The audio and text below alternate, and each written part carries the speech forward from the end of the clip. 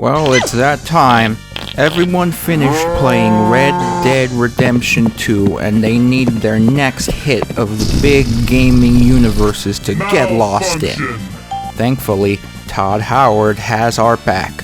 He's here with the newest, hottest addition to the Fallout series. Fallout 76 is ready for you to explore the world of West Virginia. It's been a long time coming. For years, gamers have been begging Bethesda, please give me a Fallout or Elder Scrolls game that goes online and I can explore all with my friends and beat up mud crabs with my business stick. But for the longest time, Todd said, no, I'm not gonna do it. But now he's finally done it. And can it truly live up to the high expectations set by the biggest boys in the open world side of gaming this side of the world? I don't know. Let's take a look. Now, the hype for this game began all the way back at E3. The big man himself, Todd Howard, walks onto the stage. He calls everyone a degenerate, tells you to download his cell phone game, and then he says something about Fallout. Everyone was going wild.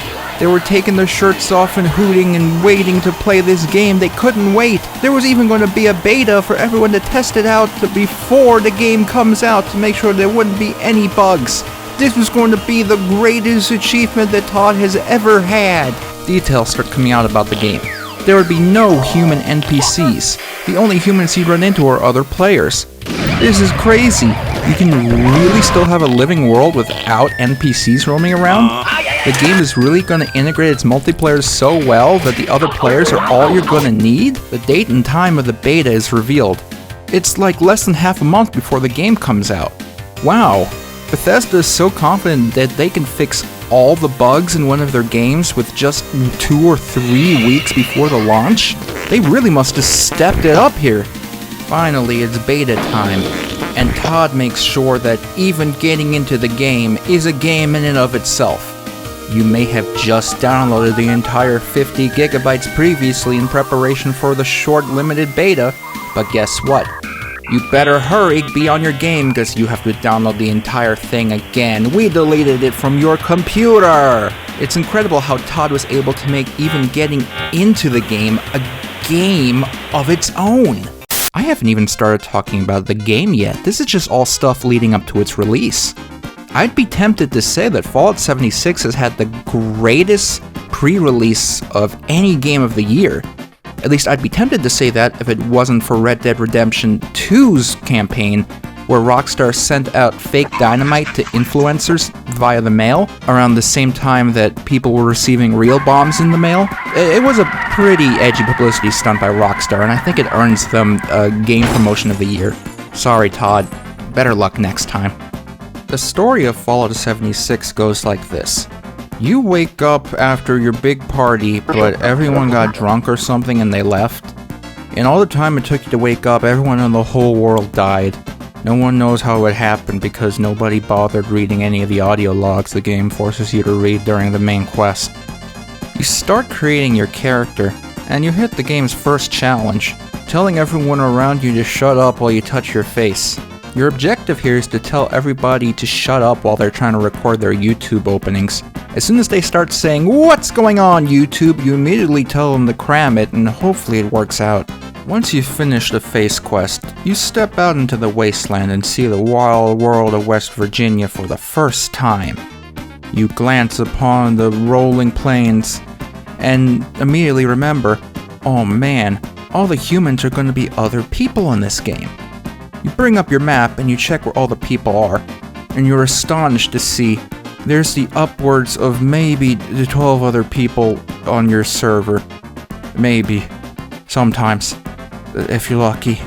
Some people say this might make the game seem barren or empty or dead and lifeless or devoid of any meaningful dialogue unless you really like to listen to audio logs and read computer screens. But these people are probably dumb and stupid. You see, the magic of having about a dozen, maybe a few more humans on the entire map is that each of them is going to be so unique, you never know what they might do. You might walk up to this guy, and he might not have his mic on and just walk away. Or you might walk up to this other guy and they're probably ignoring you. And wow, Fallout 76 really makes me feel like an individual. The main quest of Fallout 76 has you following the trail of the overseer of Vault 76. It turns out she went off on a big quest of her own, and you gotta track her down because I guess you got nothing better to do. Bethesda takes a unique approach to telling the story in this game. Usually, when you're talking about film or video games or cinema, one of the things that you hear a lot is show, don't tell, which means to actually show the viewers or the readers or the gamers the story in front of their eyes, rather than explaining it to them. Bethesda instead takes a brave approach of reversing this. They approach this with tell, not show. Wherever you go, you always seem to be a few steps behind the overseer, and instead of interacting with them, you read some audio logs they left behind, and sometimes there's a robot that tells you what happened, and you look at things that might have been cool if you were there, but you weren't there, because there's no people in the game. This is a very unique approach by Bethesda. They should be applauded for breaking all the conventions. One of my favorite characters in the game is this girl right here. I'll remember her name because whenever she starts talking, I instinctively open the audio settings and crank voice all the way to 0. Let's just call her Robot Harley Quinn. I love Robot Harley Quinn because she is so quirky and has such a pleasant voice to listen to. And she makes you do all the funny things like talk to a Deathclaw and make friends with the bear, and she's so quirky. I'm sorry. I can't think about her without laughing. I can't wait for all the plush Harley Quinns to come out and be in the Hot Topic next to the companion cube and Wheaties from Portal 2. I'm gonna buy 10 of them and tattoo one on tonight. In the Fallout timeline, Fallout 76 is placed very early. Thanks to this, Bethesda takes this opportunity to show us various origin stories of lots of Fallout staples. For example, did you know that super mutants sprout out of the ground feet first like plants? Wow. They don't even have any clothes on until they're done growing from there. The main gameplay loop in Fallout 76 works like this. You go out into the wasteland and you scavenge various materials, and you bring them back home to your base to junk for parts. Then you use these parts to craft new weapons and armors, and you go out back into the wasteland to get even more parts, which you bring back to make even better weapons and armors. This goes on, and it's a pretty addicting and fun gameplay loop. Late into the early game though, Bethesda mixes things up. You suddenly discover that you only have about 400 pounds of space in your stash back at base, and you can only carry roughly 150 or like 200 pounds on your person. You can either stop collecting things and stop building things and just stop doing everything except listening to audio logs in the main quest, or you can stop playing the game. Bethesda really wanted to make sure you listen to all those audio logs. Wow. As you get further in the Fallout 76 story, you discover that there's an even deeper and darker part of this world that you weren't even aware of. It turns out all this nuclear radiation has caused the world to start coming apart at the threads of its very being. You start seeing all sorts of crazy symptoms of this, like items you drop and creatures you kill suddenly teleporting through the floor so you can't loot them or pick them back up. Your own player will even lose control of his own skeleton bones as they grow without any limits. I'm scared.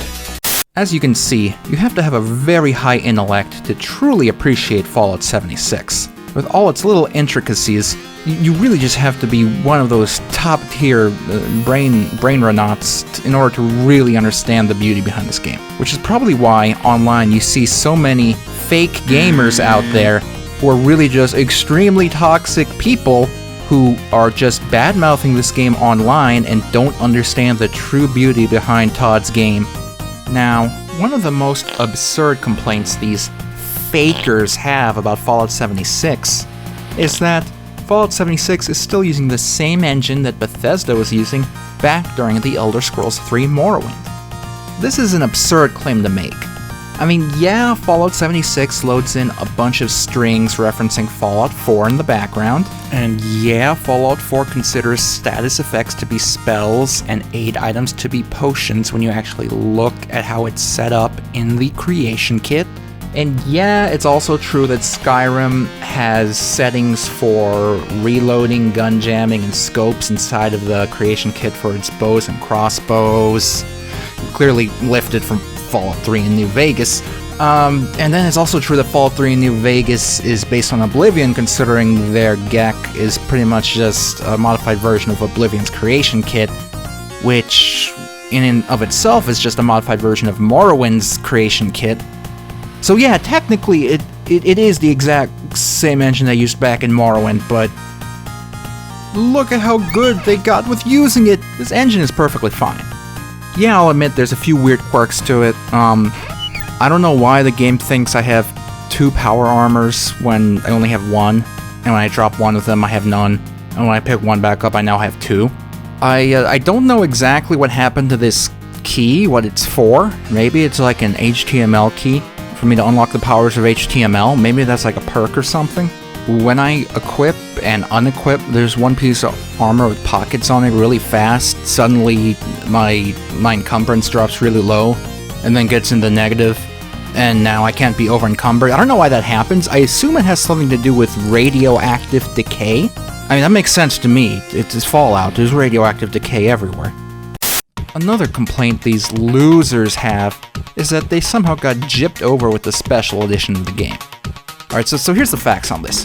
Bethesda originally advertised a special edition that comes with a big old helmet and a disc of the game that's actually just a cardboard cutout if you got the PC version, and then a canvas bag to put your helmet in so you can trot around town and show everyone your favorite Fallout hat that makes you look so cool. But then when it finally was delivered to everyone, the canvas bag wasn't made of canvas at all, it was made of nylon. And people got upset about this. Alright, so there's a few things here. One, what is canvas? Canvas is nothing but a bunch of threads stuck together, touching each other in a way that makes it together in one piece. If you look at nylon, if you look really close at nylon, you can see all these atoms next to each other. I mean, that's kind of like canvas. They're touching each other. And furthermore, atoms. You know, like in Fallout. See, it works a lot better this way. Besides that, for the really big whiners who can't get over this, Bethesda's offered to compensate you. Just show them your proof of purchase and they'll gladly deliver you 500 in-game atom funny money points so you can buy this plant and maybe even a door. Do you know how much it costs to buy a door and a plant in real life? A lot more than a bag, I can tell you that. You're being graciously compensated. Now the thing is, Bethesda pretty much did deliver on the original canvas bags anyway. It's just they didn't give them to you. They gave it for free to a bunch of Fallout influencers with a bunch of other free stuff as well when they flew them out to West Virginia. Look, do you know how much it would cost to give everybody canvas bags? That's the upwards of like $5 per each bag in a $200 collector's edition. You think they're just made of money? You think they've just sold like a quadrillion copies of Skyrim and have all the money in the world to give each of you a $5 bag in exchange for $200? Alright, fine, you can have the damn bag. Just put in a ticket, and I promise we'll leak out your home address, real name, and potentially even your credit card number if it's on your receipt out to everybody else in the Bethesda ticketing system. No, wait, I mean, we won't do that. We're not going to leak your information. Shit. Look, just because you bought the game for $60 and expected a fully finished release product without any bugs, or at least without any game-breaking horrible glitches, doesn't mean you have to be upset that only not even a week later the game dropped to like $30 for Black Friday. Look, that extra $30 is going directly into Todd's pocket, and who else do you think deserves that $30 more than him? Do you know how hard he's worked over the years to give you the best entertainment he can think of? He even went ahead and put a dragon in the game because he knows how much you love to buy Skyrim. Now it's just like you're buying Skyrim again, except you're giving him even more money for it. I went to Amazon.com and I bought one of those buttons that when you press it, it orders something from Amazon. I have it set up to buy me a Fallout 76 Adams card every time I press it. I'm gonna press that thing so much. Overall, gamers, don't let the haters and the fakers persuade you away from enjoying Fallout 76. Todd has offered you to sip from the cup of greatness, and I intend to keep on sipping until I'm all sipped out. Fallout 76 is my Game of the Year 2018, and maybe even 2019 when the special edition comes out. Big props to all my supporters on Patreon. Here's some of them right here. If you want to support me as well, you can click on that Patreon link. Or if you want a shirt with Peter on it, you can click on that Teespring link. You can follow me on Twitter, you stupid idiot, at RockHawk64. That's it. Thanks for watching. Mario.